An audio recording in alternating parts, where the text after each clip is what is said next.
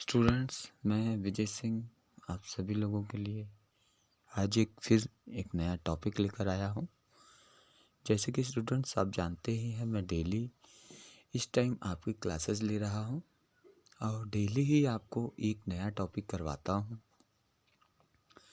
इसी तरह से आज भी मैं आप लोगों के लिए एक इम्पॉर्टेंट टॉपिक लेके आया हूँ। ये टॉपिक आपके पैरामेडिकल, मेडिकल और नर्सिंग के लिए मोस्ट इम्पॉर्टेंट टॉपिक है और ये टॉपिक बहुत ही ज़्यादा मोस्ट इम्पॉर्टेंट है। तो चलिए हम इस टॉपिक के बारे में जानते हैं। टॉपिक का नाम आप लोग देख ही रहे हैं, वाइटल साइन।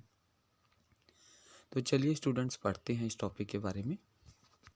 सबसे पहले वाइटल साइन की डेफिनेशन को देख लेते हैं। Vital sign are measurement of the body's most basic function. जो वाइटल साइन होता है वो बॉडी को मापने का एक बेसिक फंक्शन होता है। बॉडी को देखा जाता है, मेज़र किया जाता है। The four mainly vital sign routinely by health care, और मेनली 4 साइन होते हैं जो कि वाइटल साइन में देखे जाते हैं। रूटीनली बाय हेल्थ केयर और रूटीनली हेल्थ केयर में देखे जाते हैं। And medical profession provider including the following. और इसमें जो है हेल्थ केयर को ध्यान में रखते हुए मेडिकल प्रोफेशनल में इनको इंक्लूड किया गया है, इन 4 वाइटल साइन को। तो स्टूडेंट्स, मेन वाइटल साइन क्या है? वाइटल साइन जो होता है ये बॉडी को मापने की एक बेसिक फंक्शन होता है। बेसिक फंक्शन को देखा जाता है इसमें और उसके ज़रिए हम निर्धारित करते हैं कि पेशेंट की कंडीशन किस तरह की है। तो वाइटल साइन के बाद हम इनकी टाइप्स के बारे में जानेंगे, जिसमें से body temperature, pulse rate, respiratory rate शामिल हैं और ब्लड प्रेशर को भी इसी कैटेगरी में, वाइटल साइन के कैटेगरी में लिया जाता है। लेकिन स्टूडेंट्स एक बात बताना चाहूँगा कि जो ब्लड प्रेशर होता है वो वाइटल साइन में कंसीडर नहीं है, पर फिर भी इसे जो है वाइटल साइन में काउंट किया जाता है। स्टूडेंट्स, इन 4 टाइप्स में body temperature, pulse rate, respiratory rate और ब्लड प्रेशर आता है। Blood pressure is not considered a vital sign. Blood pressure जो है वाइटल साइन में कंसीडर्ड नहीं होता है, but is often measured along with the vital sign. पर इसे जो है रखा गया है, वाइटल साइन में रखा जाता है और वाइटल साइन में ही जब वाइटल साइन का चार्ट फिल किया जाता है तो इसे भी उस वाइटल साइन चार्ट में भरा जाता है। आगे हम बात करते हैं बॉडी टेम्परेचर की।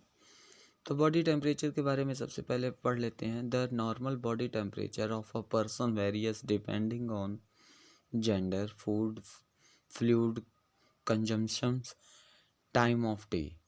तो जो ये नॉर्मल बॉडी टेम्परेचर होता है ये पर्सन्स के कई चीज़ों पे डिपेंड करता है, जैसे कि उनके जेंडर पे और उनके खान पान पे, उनके फ्लूइड कंजम्पशन पे, और इसके बाद उनके दिन के रोज़मर्रा में वो क्या कर रहे हैं, किस तरह रहते हैं, उन चीज़ों पे ये बॉडी टेम्परेचर डिपेंड करता है। तो अब स्टूडेंट्स, ये बॉडी टेम्परेचर जो है वाइटल साइन में इसे काउंट किया जाता है, इसे मेज़र किया जाता है। तो बॉडी टेम्परेचर के बारे में अभी तक हमने पढ़ा। अब हम देखते हैं बॉडी टेम्परेचर के बाद इसके बाद कौन सी किस तरह से बॉडी टेम्परेचर को मेज़र करते हैं और रूट्स कौन से होते हैं। तो चलिए अब इसके बारे में जानते हैं स्टूडेंट्स। टेम्परेचर की नॉर्मल वैल्यू की अगर बात की जाए तो normal body temperature can range from 36.5 degree to 37.5 degree centigrade देखा जाता है। और अगर हम फ़ारेनहीट की बात करें तो 97.7 to 99.5 degree Fahrenheit for a health adult. तो नॉर्मल बॉडी टेम्परेचर की अभी तक हमने रेंज की बात कर ली है। 36.5 से 37.5 डिग्री सेंटीग्रेड ये आपका सेंटीग्रेड में नॉर्मल रेंज होती है, और अगर हम फ़ारेनहीट की बात करें तो 97.7 डिग्री से 99.5 डिग्री फ़ारेनहीट। ज़्यादातर मेडिकल लाइन में हमने फ़ारेनहीट, आपको फ़ारेनहीट ही थर्मामीटर देखने को मिलेगा, लेकिन नॉलेज के लिए आपको सेंटीग्रेड में भी थोड़ा पता होना चाहिए। और नॉर्मली हॉस्पिटल्स में जो थर्मामीटर्स होते हैं उसमें फ़ारेनहीट की फ़ारेनहीट की वैल्यू को ज़्यादा मेज़र किया जाता है। तो चलिए आगे हम बात करते हैं रूट की। तो रूट जो होता है वो है by mouth, by axilla, by skin. अब स्टूडेंट्स आगे हम देखें तो बॉडी टेम्परेचर में भी एबनॉर्मल ड्यू टू फीवर। अगर ये बॉडी टेम्परेचर एबनॉर्मल हो जाता है तो फीवर होता है या हाई टेम्परेचर हो सकता है। And if decrease the normal value called hypothermia. और अगर ये नॉर्मल वैल्यू से कम हो जाए तो उसे हम हाइपोथर्मिया कहते हैं। तो ये तो आपके सामने था, आपके सामने हमने बॉडी टेम्परेचर बढ़ने और कम होने से क्या हो सकता है इसके बारे में अभी तक हमने बात की। तो स्टूडेंट्स इस तरह से हमने बॉडी टेम्परेचर के बारे में डिटेल में पढ़ा, डिटेल में जाना, नॉर्मल वैल्यू जानी, उससे कम और ज़्यादा होने से क्या हो सकता है इसके बारे में देखा। इसके बाद हम नॉर्मल वैल्यू की बात कर चुके हैं और उनके रूट्स के बारे में पढ़ चुके हैं और बॉडी टेम्परेचर के बारे में जान चुके हैं। तो चलिए आगे देखते हैं हम रेस्पिरेटरी रेट, रेस्पिरेशन रेट। तो रेस्पिरेशन रेट की अगर हम बात करते हैं तो the respiration rate is the number of breath a person take per minute. जो भी पेशेंट होता है वो 1 मिनट में कितनी बार अपने सांस को लेता है, उस चीज़ की दर को 1 मिनट में देखा जाता है, तो उसे हम रेस्पिरेशन रेट कहते हैं। The rate is usually measured when a person is at rest and simply involves counting the number of breaths. और इसमें जो है जो रेट होता है उसमें यूजुअली मेज़र किया जाता है, मापा जाता है व्हेन ए पर्सन या पेशेंट के रेस्ट मूवमेंट को, कि वो किस तरह से सांस को ले रहा है, और involves counting the number of breathe, और सांस के दर को गिना जाता है और 1 मिनट के अंदर वो दर गिनी जाती है 1 मिनट तक bye counting how many times the chest rise. और इसमें देखा जाता है कि चेस्ट कितनी बार नीचे हो रही है या कितनी बार ऊपर आ रही है। तो इस तरह से हम रेस्पिरेशन रेट को देखते हैं, मेज़र करते हैं। तो अब ये रेस्पिरेशन रेट, अभी हमने जाना रेस्पिरेशन रेट के बारे में, तो इस रेस्पिरेशन रेट के बारे में आगे भी हम और भी कुछ फैक्ट जानेंगे। तो स्टूडेंट्स ये रेस्पिरेशन रेट में हमने 1 मिनट में सांस की दर को देखा, और चेस्ट कितनी बार ऊपर आता है इसे गिना जाता है, और 1 मिनट में जितनी बार भी चेस्ट ऊपर आए या जिस भी तरह से हम रेस्पिरेशन देखते हैं उस तरह से 1 मिनट में इसकी दर को देख के नोट किया जाता है। तो स्टूडेंट्स अभी तक हमने रेस्पिरेशन देखा, अब रेस्पिरेशन के आगे चलिए पढ़ते हैं कुछ और फैक्ट्स के बारे में। तो अब देखते हैं रेस्पिरेशन की नॉर्मल वैल्यू की अगर हम बात करें तो normal respiration rate for an adult person at rest range from 12 to 16 breath per minute. इसकी जो नॉर्मल वैल्यू होती है वो 12 से 16 तक ली जाती है। नॉर्मल रेस्पिरेशन रेट्स में इंक्रीज विद फीवर, अगर ये बढ़ जाता है तो फीवर होता है। इलनेस, आदमी बीमारी महसूस करता है, बीमार या कमजोरी महसूस करता है। एंड अदर मेडिकल कंडीशंस, और भी कई ऐसी कंडीशंस होती हैं जिस दर में ये रेस्पिरेशन रेट इंक्रीज हो जाती है। तो स्टूडेंट्स अभी तक हमने नॉर्मल रेंज के बारे में देखा। नॉर्मल रेंज के बाद हमने देखा कि इंक्रीज होने से ये इसमें क्या होता है, fever, illness and other medical conditions होती हैं। और स्टूडेंट्स इस तरह से रेस्पिरेशन रेट्स को हमने पढ़ा। स्टूडेंट्स उम्मीद करता हूँ आपको ये वीडियो अच्छी लगती होगी, और मैंने इसमें बहुत ही इजी वर्डिंग में और बहुत ही शॉर्ट में बताने की कोशिश की है। और स्टूडेंट्स आपको ये टॉपिक जो है पैरामेडिकल के हर स्टूडेंट्स को, चाहे वो कोई भी ट्रेड का हो, किसी भी ट्रेड का हो, उन स्टूडेंट्स के लिए ये वीडियो बहुत ही ज़्यादा इम्पॉर्टेंट है। और आप इस वीडियो को ध्यान से देखें और इनके हर पॉइंट्स को नोट करें। तो चलिए आगे देखते हैं। The pulse rate is a measurement of the heart rate. Heart rate. जो पल्स रेट होता है ये मेज़र की जाती है हार्ट से, और the number of times the heart beats per minute, और इसमें जो है हार्ट बीट के जरिए ही ये काउंट होता है। तो पल्स क्या होती है कि आप हार्ट रेट जो होता है वो आपके पल्स के जरिए पता चलती है, और पल्स हम इसको चेक करते हैं पल्स को। तो ये पल्स की काउंटिंग की जाती है पर मिनट में, यानी कि 1 मिनट में पल्स कितनी बार टपक रहा है। तो नॉर्मल वैल्यू की अगर हम बात करें तो the normal pulse for healthy adults range from 60 to 100 beats per minute, और ये नॉर्मल जो होता है 60 से 100 के बीच में नॉर्मल देखा जाता है। और अगर हम एग्जैक्टली नॉर्मली की बात करें तो 72 बीट्स पर मिनट इसका एक्यूरेट नॉर्मल देखा जाता है। पहली बुक्स या किताबों में पढ़े होंगे, कहीं आपको 72 बीट्स पर मिनट भी मिलता है, लेकिन 60 to 100 बीट्स अगर पर मिनट होता है तो ये नॉर्मल में ही माना जाता है। कुछ एज अकॉर्डिंग भी इन चीज़ों को बांटा जाता है। तो चलिए आगे हम देखते हैं द पल्स रेट में increase illness injury and emotions. और पल्स रेट इंक्रीज होने के जो कारण है, इसमें जो है बीमारी में भी पल्स रेट बढ़ जाती है। इंजरी, कोई चोट लग जाए तो उसके कारण भी पल्स रेट बढ़ जाती है। अगर कोई इंसान कुछ सोचने लगे या इमोशन हो जाए या कुछ ऐसी डिप्रेशन या टेंशन की बात हो, तब भी ये पल्स रेट जो है इंक्रीज हो जाती है। तो स्टूडेंट्स, इस तरह से हमने पल्स रेट के बारे में जाना। पल्स रेट के बारे में जानने के बाद हमने इन चीज़ों को देखा। तो स्टूडेंट्स, अब हम आगे देखते हैं ब्लड प्रेशर के बारे में। तो स्टूडेंट्स, बताना चाहूँगा, ये वीडियो मैंने पहले भी कहा कि ये वीडियो पैरामेडिकल के लिए या नर्सिंग के लिए मोस्ट इम्पॉर्टेंट है।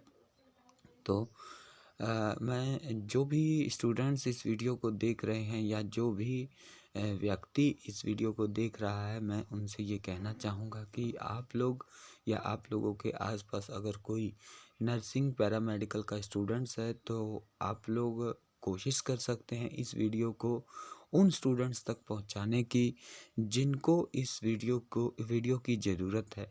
और स्टूडेंट्स, मैं रेगुलर क्लासेस लगभग 8 या 10 दिन से आपकी एक पीछे कुछ दिनों से या 8-10 दिनों से रेगुलर क्लासेस ले रहा हूँ। इससे पहले भी मैंने आपकी क्लासेस रेगुलर लगभग 1.5-2 महीने तक या 2 महीने तक अप्रॉक्सीमेट या 3 महीने तक क्लासेस ली थी। उसमें मैंने आपके पैरामेडिकल के कुछ टॉपिक्स और कुछ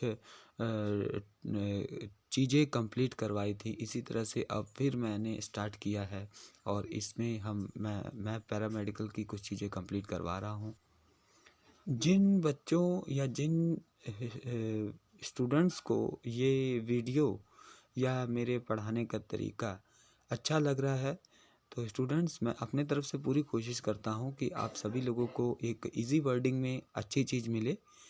तो अगर आपको अच्छा लग रहा है तो आप हमारे इस चैनल के साथ जुड़ सकते हैं, और डेली ही मैं इस तरह रूटीन में वीडियोस डाल रहा हूं, और इस तरह से आपका सिलेबस भी कंप्लीट होगा और आप कॉम्पिटिटिव के लिए तैयार भी होंगे।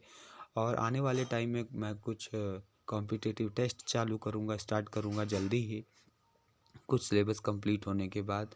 तो स्टूडेंट्स, इस तरह से हम सब लोग मिल के इस प्लेटफॉर्म पे एक स्टडी करेंगे और नॉलेज को ग्रोथ करेंगे। तो चलिए स्टूडेंट्स, आप सभी लोग इसके साथ जुड़िए और भी स्टूडेंट्स को इसके साथ जोड़ने की कोशिश कीजिए ताकि वो भी अपने नॉलेज को ग्रोथ कर सकें। तो चलिए स्टूडेंट्स, अब हम ब्लड प्रेशर के बारे में पढ़ते हैं। Blood pressure is the force of the blood pushing against the artery walls during contraction of the heart.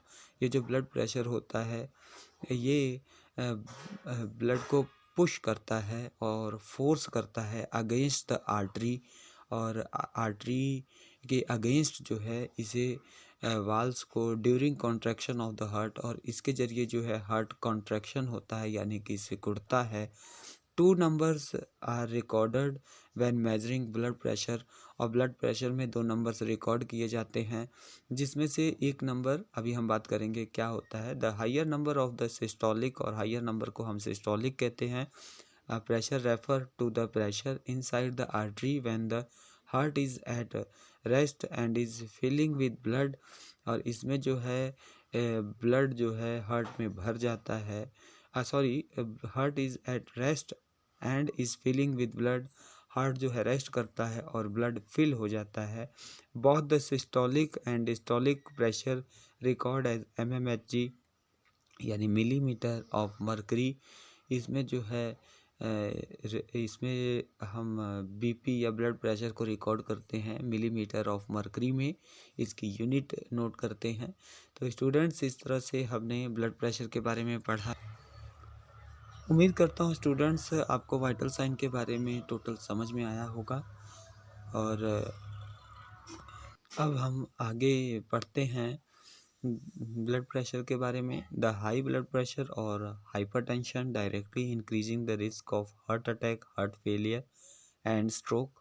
जो हाई ब्लड प्रेशर होता है इसमें हाइपरटेंशन होता है और इसमें जो है हार्ट अटैक का खतरा बढ़ जाता है और हार्ट फेल हो सकता है। इस तरह से हार्ट ब्लड प्रेशर में प्रॉब्लम्स क्रिएट्स होती हैं। नॉर्मल वैल्यू की अगर हम बात करें तो normal blood pressure systolic less than 120 और नॉर्मल प्रेशर में सिस्टोलिक जो होता है 120 से कम होता है और डायस्टोलिक ऑफ लेस देन 80 और डायस्टोलिक जो होता है वो 80 से 80 होना चाहिए। यानी कि इस तरह से नॉर्मल वैल्यू की अगर हम बात करें तो 120/80 mm/Hg ये इसकी नॉर्मल रेंज होती है। स्टूडेंट्स, उम्मीद है कि वाइटल साइन आपको समझ में आया होगा और आपको ये वीडियो अच्छी लगी होगी। स्टूडेंट्स, मैं ये कहना चाहूँगा कि आप लोग इस चीज़ को नोट कर लीजिएगा और नोट करने से ये चीज़ें फिर बाद में रिवाइज़ करिएगा। और मैंने इसके नोट्स को नीचे डिस्क्रिप्शन में ऐड कर दिया है, वहाँ से आप इसके नोट्स को प्रोवाइड कर सकते हैं।